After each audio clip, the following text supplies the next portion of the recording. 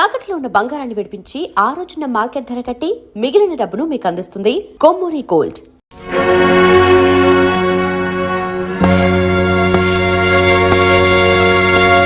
రాము, అరే నువ్వా విజయ్? ఏమిటి ఇలా వచ్చావు? కమాన్ విజయ్, ఏమిటి ఎలా ఉన్నావు? ఏం జరిగింది? జరగకూడని సంఘటన జరగటం వల్ల నేను ఇక్కడికి ఆఫీసర్గా రావటం జరిగింది. రాము, ఇప్పుడు నువ్వు నాతో రావాలి. స్నేహితుడు ఆప్యాయంగా రమ్మంటే తప్పకుండా వస్తాడు ఈ పరశురాం. ఇంతకీ ఎక్కడికి విజయ్? పోలీస్ స్టేషన్కి. పోలీస్ స్టేషన్ కా? ఎందుకు? అరెస్ట్ చేసి పోలీస్ స్టేషన్ తీసుకెళ్ళడానికి వారెంట్తో సహా వచ్చాను. విజయ్, ఈ పరశురాం ఇంట్లో అడుగుపెట్టి ఈ పరశురాం ఎదురుగా నుంచుని వారెంట్ పేరుతో బెదిరించి అరెస్ట్ చేయడానికి వచ్చిన మొట్టమొదటి పోలీస్ ఆఫీసర్వి నువ్వే విజయ్, నువ్వే. సారీ రాము, నేను ఇక్కడికి వచ్చింది నిన్ను బెదిరించడానికి కాదు, నా బాధ్యత నిర్వర్తించడానికి. ఐసి, ఏ నేరం కారణంగా అరెస్ట్ వారెంట్ తీసుకొచ్చావు? ఒక ఆడపిల్లను మానభంగం చేసినందుకు. నేను మానభంగం చేయటమా? అవును, స్వప్ననే అమ్మాయిని బలవంతంగా ఎత్తుకొచ్చి ఆమె ఇష్టానికి వ్యతిరేకంగా నువ్వు అని ఎవరన్నారు? చూసిన సాక్షులు చెప్పారు. బలాత్కరించబడిన స్వప్న చెప్పింది. ఆ సాక్షులు అబద్ధం చెప్తున్నారు, ఆ స్వప్న కూడా అబద్ధం చెప్తుంది. ఇదంతా కావాలని కల్పించబడ్డ కట్టు కదా. నేను వెంటనే స్వప్నను చూడాలనుకుంటున్నాను. అందుకు అవకాశం లేదు రాము. ఇక ముందు నువ్వు స్వప్నను కలుసుకోబోయేది లాయర్ల సమక్షంలో కోర్టులోనే. Get out Vijay, get out. మన స్నేహం మీద గౌరవం ఉంటే వెంటనే వెళ్ళిపో.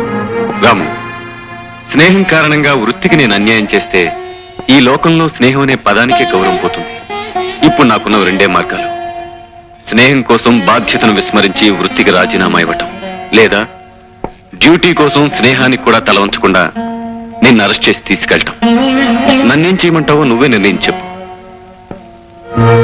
ఆల్ రైట్ విజయ్, ఒక బాధ్యత గల ఆఫీసర్గా నా స్నేహితుడు 10 కాలాల పాటు ఆనందంగా ఉండాలని కోరుకుంటున్నాను. అందుకే నీతో పోలీస్ స్టేషన్కి రావాలనుకుంటున్నాను. కానీ ఒక్క విషయం గుర్తుంచుకో, చట్టం, న్యాయం, అబద్ధాన్ని నమ్మి నాకు అన్యాయంగా శిక్ష విధిస్తే అందుకు కారకుడివి నువ్వే అవుతావు. నువ్వు నిజంగా నిర్దోషమైతే నీకు న్యాయం జరిగేటట్టు చూసే బాధ్యత నాది. I promise you.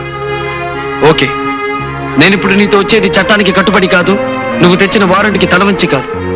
నా స్నేహితుడైన నీ మాట నమ్మి నీ కోసం వస్తున్నాను. నువ్వు అన్న మాట నిలబెట్టుకుంటావని ఆశిస్తున్నాను. కమాన్, లెట్స్ గో. ఈ పరశురాం ఇంట్లో అడుగుపెట్టి ఈ పరశురాం ఎదురుగా నుంచుని వారెంట్ పేరుతో బెదిరించి అరెస్ట్ చేయడానికి వచ్చిన మొట్టమొదటి పోలీస్ ఆఫీసర్వి నువ్వే విజయ్, నువ్వే. సారీ రాము, నేను ఇక్కడికి వచ్చింది నిన్ను బెదిరించడానికి కాదు, నా బాధ్యత నిర్వర్తించడానికి. ఐసి, ఏ నేరం కారణంగా అరెస్ట్ వారెంట్ తీసుకొచ్చావు? ఒక ఆడపిల్లను మానభంగం చేసినందుకు. నేను మానభంగం చేయటమా? అవును, స్వప్ననే అమ్మాయిని బలవంతంగా ఎత్తుకొచ్చి ఆమె ఇష్టానికి వ్యతిరేకంగా నువ్వు అని ఎవరన్నారు? చూసిన సాక్షులు చెప్పారు. బలాత్కరించబడిన స్వప్న చెప్పింది. ఆ సాక్షులు అబద్ధం చెప్తున్నారు, ఆ స్వప్న కూడా అబద్ధం చెప్తుంది. ఇదంతా కావాలని కల్పించబడ్డ కట్టు కదా. నేను వెంటనే స్వప్నను చూడాలనుకుంటున్నాను. అందుకు అవకాశం లేదు రాము. ఇక ముందు నువ్వు స్వప్నను కలుసుకోబోయేది లాయర్ల సమక్షంలో కోర్టులోనే. Get out Vijay, get out. మన స్నేహం మీద గౌరవం ఉంటే వెంటనే వెళ్ళిపో. రాము, స్నేహం కారణంగా వృత్తికి నేను అన్యాయం చేస్తే ఈ లోకంలో స్నేహం అనే పదానికే గౌరవం పోతుంది. ఇప్పుడు నాకున్న రెండే మార్గాలు: స్నేహం కోసం బాధ్యతను విస్మరించి వృత్తికి రాజీనామా ఇవ్వటం, లేదా డ్యూటీ కోసం స్నేహానికి కూడా తల వంచకుండా నిన్ను అరెస్ట్ చేసి తీసుకెళ్ళటం. నన్నేం చేయమంటావో నువ్వే నిర్ణయం చెప్పు. ఆల్ రైట్ విజయ్, ఒక బాధ్యత గల ఆఫీసర్గా నా స్నేహితుడు 10 కాలాల పాటు ఆనందంగా ఉండాలని కోరుకుంటున్నాను. అందుకే నీతో పోలీస్ స్టేషన్కి రావాలనుకుంటున్నాను. కానీ ఒక్క విషయం గుర్తుంచుకో, చట్టం, న్యాయం, అబద్ధాన్ని నమ్మి నాకు అన్యాయంగా శిక్ష విధిస్తే అందుకు కారకుడివి నువ్వే అవుతావు. నువ్వు నిజంగా నిర్దోషమైతే నీకు న్యాయం జరిగేటట్టు చూసే బాధ్యత నాది. I promise you. ఓకే, నేనిప్పుడు నీతో వచ్చేది చట్టానికి కట్టుబడి కాదు, నువ్వు తెచ్చిన వారెంట్కి తలవంచి కాదు. నా స్నేహితుడైన నీ మాట నమ్మి నీ కోసం వస్తున్నాను. నువ్వు అన్న మాట నిలబెట్టుకుంటావని ఆశిస్తున్నాను. కమాన్, లెట్స్ గో.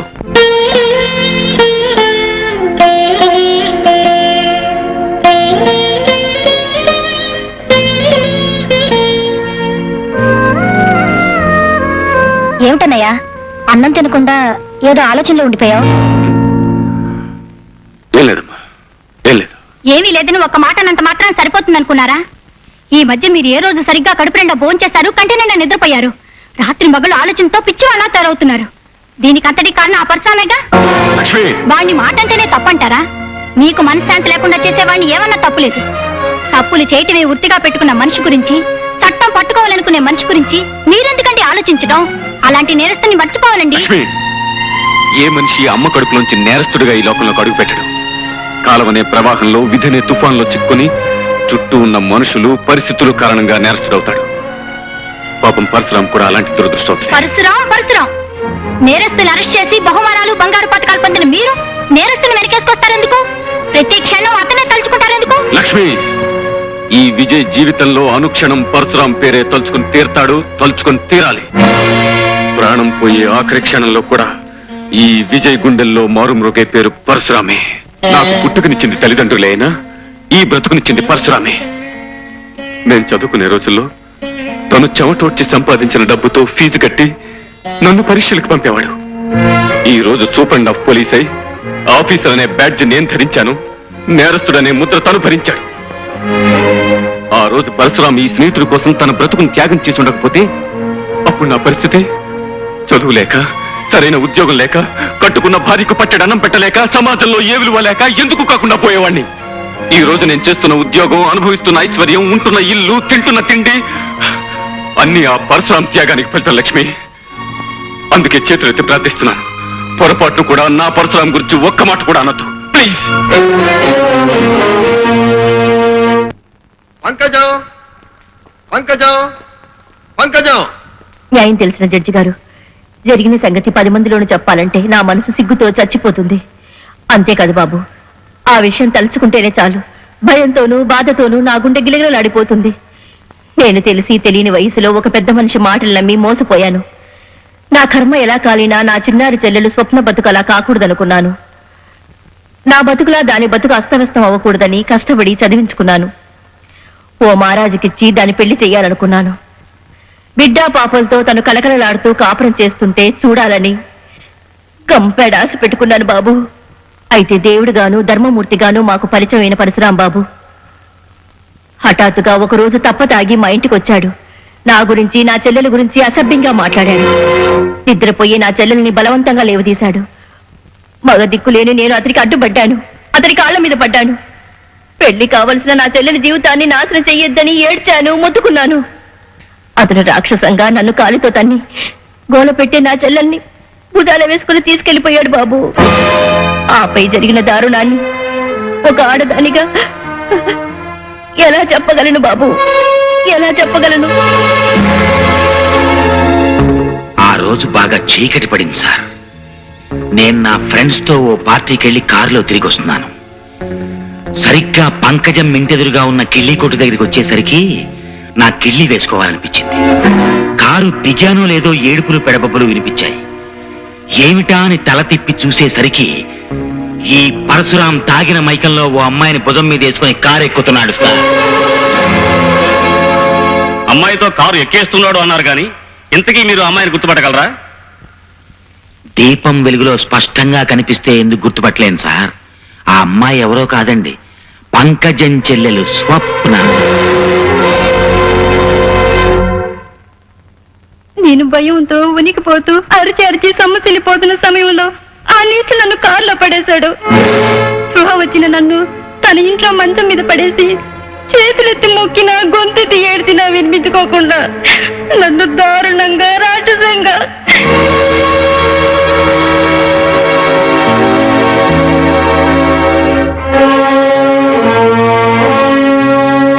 యువర్ ఆనర్, ఈ విషయమే మిగిలిన సాక్షులు కూడా హాజరుపరచవలసిందిగా కోర్టు వారిని కోరుతున్నాను. Yes, proceed.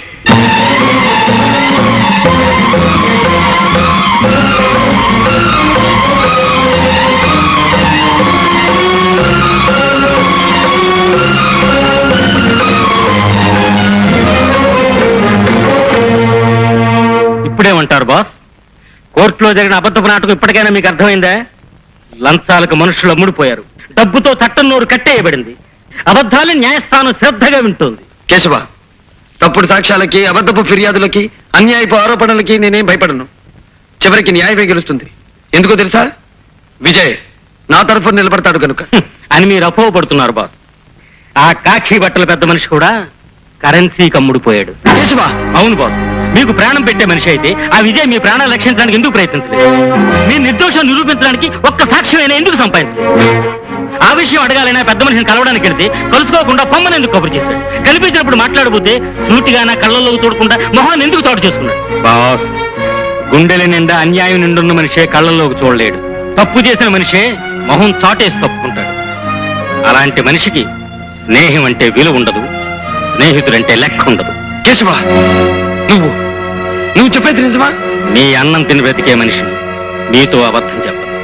అబద్ధం చెప్పి మాతో సహకరించినందుకు నీకు 20,000, 20,000, 20,000. స్వప్న చెప్పిన విషయాలను నిజం అని నిరూపించిన సాక్షుల సాక్ష్యాన్ని బట్టి, ఆధారాలను బట్టి, డాక్టర్ రిపోర్టు బట్టి దోషి పరశురాం స్వప్నను బలాత్కరించి పాడు చేసినట్టుగా నిర్ధారణ అయింది. ఆమె ఇష్టాయిష్టాలకు వ్యతిరేకంగా ఆమె శీలాన్ని దోచుకున్న ముద్దాయి పరశురాంకి కోర్టు వారు ఐపీసీ 376 సెక్షన్ ప్రకారం 3 సంవత్సరముల కఠిన కారాగార శిక్ష విధించడమైనది.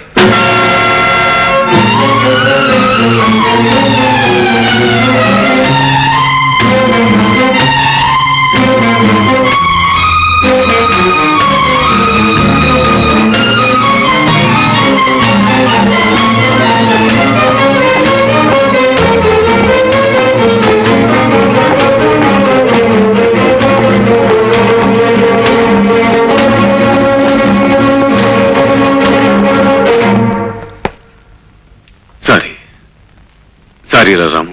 స్నేహాన్ని వెన్నుపోటు పొడిచి సారీ చెప్పడం ఎందుకు? రాము, అలా మాట్లాడుకో. ఇలా జరుగుతుందని నేను ఊహించలేదు. నేను ఊహించలేదు, కానీ జరగాల్సింది జరిగింది. ఈ లోకంలో కత్తి కంటే పదునైంది డబ్బు. నల్లగౌన్లు వేసుకున్న పెద్ద మనుషులు ఆ పదునైన ఆయుధంతో సత్యాన్ని, న్యాయాన్ని ఇక్కడ హత్యగావించడం మామూలు ఇన్స్పెక్టర్. కాకపోతే ఈ రోజు ఒక నమ్మిన మనిషి చేతుల మీదుగా స్నేహం కూడా ఇక్కడ కూనియంది ఇన్స్పెక్టర్. రాము, నువ్వు నన్ను అపార్థం చేసుకుంటున్నావు. కాదు, ఇప్పుడే నిన్ను సరిగ్గా అర్థం చేసుకున్నాను. నిన్ను నా ప్రాణానికి ప్రాణంగా భావించి నీ భవిష్యత్తు బ్రతుకు బాగుండాలని తాపత్రయపడే ఆప్తుణ్ణి, నాకు అన్యాయం చేసే కాకి బట్టలు వేసుకున్న కుట్టిన మనస్తత్వం ఉన్న ఆఫీసర్ వినువని అర్థమైంది విజయ్, అర్థమైంది. పొరపాటు పడుతున్నా రాము. నిజంగా నిన్ను రక్షించుకోవాలని ప్రయత్నించాను. కాదు, నిప్పులాంటి పరశురాం తప్పు చేశాడని జైలుకి పంపించి 10 మంది చేత సభాష్ అనిపించుకోవాలని తాపత్రయపడ్డావు. అబద్ధపు కేసు బనాయించావు, తప్పుడు సాక్ష్యాలు చెప్పించావు, మోసం చేసి నన్ను దోషిని చేశావు. రాము, ఈ మాటలంటున్నది నువ్వు కాదురా. నేరాలు, కుట్రలు, కుతంత్రాలతో మళ్ళీవైపోయిన నీ మనసు. రాము, నేను నా వృత్తి ధర్మాన్ని నిర్వర్తించాను. ఇన్స్పెక్టర్, నేను నిజంగా నేరం చేసి ఉంటే, వృత్తి ధర్మ ప్రకారం నువ్వు నన్ను అరెస్ట్ చేసి ఉంటే నిన్ను చూసి గర్వించేవాణ్ణి. కానీ నువ్వు వంచావు. రాముణ్ణి కాదు, పరశురాముణ్ణి, పగబట్టిన మనిషిని, నీ పాలిట నిప్పులాంటి మనిషిని, ఏదో రోజు నిన్ను నిలువునా దయించే నిప్పులాంటి మనిషిని.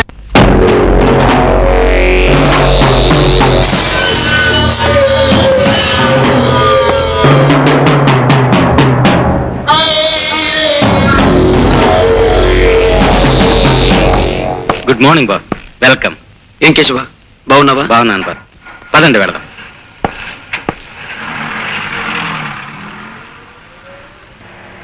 కేశవ బాస్, నా కోరిక ప్రకారం నేను సంపాదించిన ఆస్తిపాస్తులన్నీ పేదవాళ్ళకి అందజేశావుగా? చేశాను బాస్. మీరు చెప్పినట్లే మీ ఇల్లు, వాకిలి సమస్తం పేదవాళ్ళకు మీ పేరును దానం చేశాను. ఇప్పుడు నాకు లక్షలతో పని లేదు కేశవ, ఉన్న లక్ష్యం ఒక్కటే. కానీ బాస్, ఇప్పుడు మీరు ఏదైనా హోటల్కి పెడదాం పద.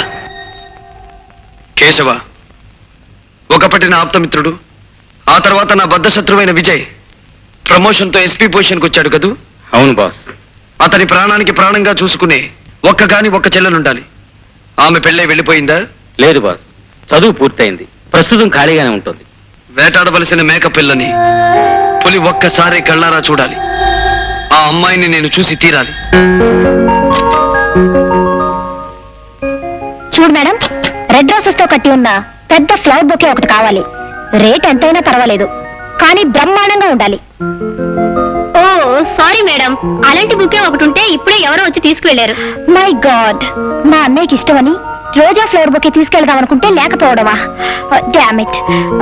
వేరే ఎక్కడైనా దొరుకుతుందంటావా? ఈ రోజు మార్కెట్ కి రోజా పూలు వచ్చిందే తక్కువ, మీకెక్కడా దొరకవు. ఓకే, ఇప్పుడేం చేయను? ఆ బొకే ఇచ్చేయి. అదిగో ఆ అమ్మాయి విజయ్ చెల్లెలు ఆశ.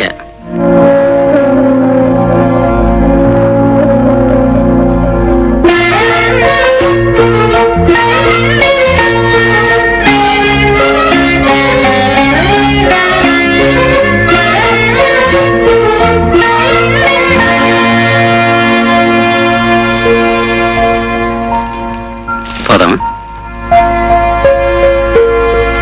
నీ పుట్టినరోజుకు నా శుభాకాంక్షలు. Thank you Vijay.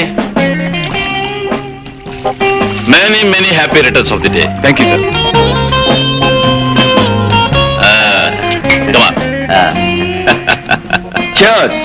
అదేంటి జడ్జి గారు, కోర్టులో ఆర్డర్ ఆర్డర్ అన్నంత ఉత్సాహంగా చేయర్స్ అనేస్తున్నారు. మన విజయ్ ఇంకా బర్త్డే కేక్ కట్ చేయలేదు. ఎక్స్క్యూజ్ మీ, నేను కేక్ కట్ చేయడం కోసం జడ్జి గారిని విస్కీ వాయిదా వేయమని ఐపీసీ అదేదో సెక్షన్ ప్రకారం అన్యాయం అవుతుంది. మీరు కానివ్వండి. ఓకే లక్ష్మి, ఏంటండి? ఆశ అక్కడ బజార్కి వెళ్ళింది. ఈ పాటకు వస్తూ ఉండాలి.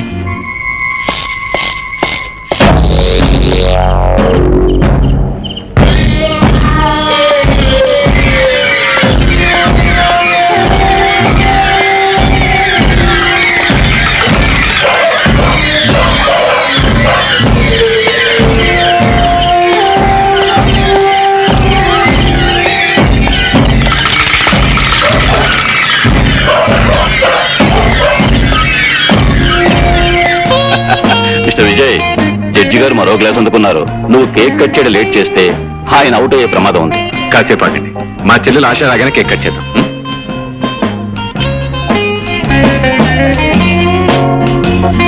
హలో ఆశ. Hi uncle. ఏమిటమ్మా, ఏమిటి ఆలస్యం? బొకే కోసం వెళ్ళాను అంకుల్. అలాగా, వచ్చేసింది. అన్నయ్య, happy birthday to you. Thank you very very much. అన్నయ్య, ఒక మాట. ఏంటమ్మా అది, చెప్పు. ఫ్లవర్ షాప్ నుంచి బయటకు వచ్చినప్పటి నుంచి ఒక అతను నన్ను అనుసరించాడు. ఎవరా అతను? ఎవరా వదినా? నేను ఫ్లవర్ షాప్ నుంచి బయటికి రాగానే రోడ్లో నుంచున్న అతను నన్ను విచిత్రంగా చూశాడు. ఆ క్షణం నుంచి నన్ను వదలకుండా నా వెనకాల రావడం మొదలు పెట్టాడు. నా కాళ్ళు చేతులు వణికిపోయాయి అనుకో. గోల్డ్ మెడల్ పొందిన పోలీస్ ఆఫీసర్ చెల్లెలు పోయింది ఎవరో వెంట పెడితే నువ్వు భయపడ్డావేంటమ్మా? నీ పిరికితనం గురించి మా డిపార్ట్మెంట్ తెలిసిననుకో, గవర్నమెంట్ నాకు రావాల్సిన గోల్డ్ మెడల్ ఆపేస్తుంది. అయ్యా, ఎవరో మీ స్నేహితుడు ఇది మీకు ఇమ్మన్నారయ్యా. బ్యూటిఫుల్, నాకు ఇష్టమైన రోజెస్ బొకే. వాక్యమంట, ఈ బుక్కే మీద పేరు లేదే. మిస్టర్ విజయ్, గతంలో కూడా నీ బర్త్డేకి ఇలాంటి బుక్కే వచ్చింది కదూ? కనకరావు, అయ్యా, ఈ బొకే నీకు ఎవరు ఇచ్చారు? ఎవరో గడ్డమైన వచ్చి ఇచ్చారండి. ఎప్పుడు ఇచ్చారు? ఇప్పుడేనండి. Excuse me.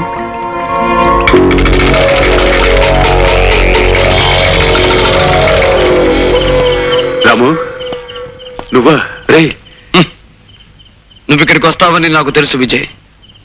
అందమైన ఆ పూల గుత్తిని చూడగానే నువ్వు అర్జెంటుగా ఇక్కడికి వస్తావని నాకు తెలుసు. నువ్వు జైల్లోంచి ఎప్పుడు బయటకు వచ్చావు? పెద్ద పోలీస్ ఆఫీసర్వి, మనుషుల్ని జైల్లోకి పంపడమే తెలుసు తప్ప వాళ్ళు ఎప్పుడు బయటకు వస్తారో నీకెందుకు తెలుస్తుందిలే. రాము, నన్ను అపార్థం చేసుకోకు. లేదు, నిన్ను బాగా అర్థం చేసుకున్నాను. అన్నట్టు ఈ రోజే మొదటిసారిగా నీ చెల్లెల్ని చూశాను. చాలా అందంగా ఉంది సుమా. రాము, అలాంటి చక్కని చుక్క నాలాంటి మగాడి కారణంగా చిక్కుల్లో ఇరుకోవచ్చు. జాగ్రత్త. ఉమ్. ఆ?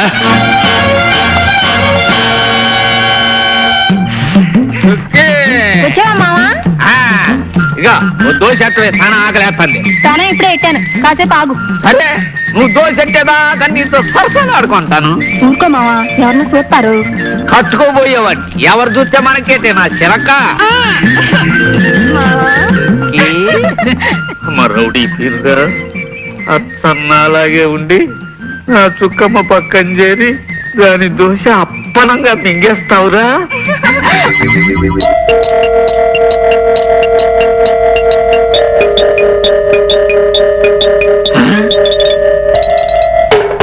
దాదా,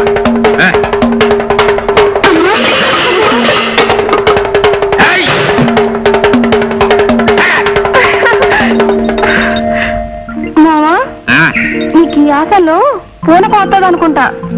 సరసంలో చెలరైపోతూ ఉంటావు. ఇప్పుడేం చూసావే, పెళ్ళైన తర్వాత చూడు మనం ఏంటో. నా మామూలుది ఇప్పుడే కదా వస్తే డబ్బులు ఇచ్చాను, మళ్ళీ ఏంట్రా? మళ్ళీ రావడం ఏంట్రా? నేను వచ్చింది ఇప్పుడే. ఇప్పుడే కదా మామూలు తీసుకున్నాం, మళ్ళీ ఏంట్రా మామూలు?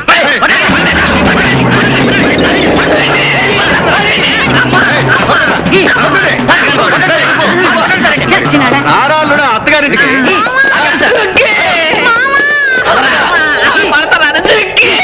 వీడి మొహం మండ. నువ్వు వెళ్ళిపోతున్నావా మావో? నా దోశలు తినేది ఎవరు మావో?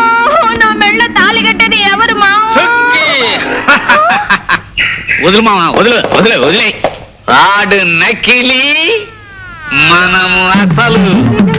అవునే చుక్కి, నీ దోశలు తినేది నేనే, నీకు తాళి కట్టేది నేనే.